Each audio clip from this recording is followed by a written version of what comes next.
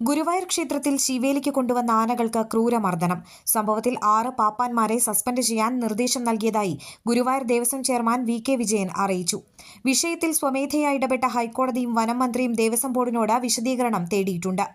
1.5 മാസത്തോളം മുൻപ് നടന്ന സംഭവത്തിന്റെ ദൃശ്യങ്ങളാണ് ഇപ്പോൾ സോഷ്യൽ മീഡിയയിലൂടെ വ്യാപകമായി പ്രചരിക്കുന്നത്. ശിവേലിക്കുള്ള ആനകളെ കെട്ടുന്ന തെക്കേനടയിലെ ശിവേലി പറമ്പിലായിരുന്നു സംഭവം.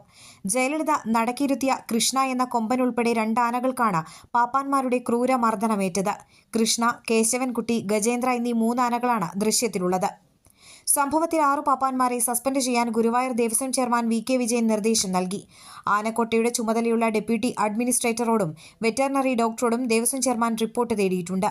13-ന് ചേരുന്ന ഭരണസമിതിയിൽ വിഷയം ചർച്ച ചെയ്ത് പാപ്പാന്മാർക്കെതിരെ തുടർ നടപടികൾ തീരുമാനിക്കുമെന്നും ഗുരുവായൂർ ദേവസ്വം ചെയർമാൻ വി.കെ. വിജയൻ അറിയിച്ചു. അതേസമയം ആനകളെ മർദ്ദിച്ച സംഭവത്തിൽ ദൃശ്യങ്ങളുടെ അടിസ്ഥാനത്തിൽ സ്വമേധയാ ഇടപെട്ട ഹൈക്കോടതിയും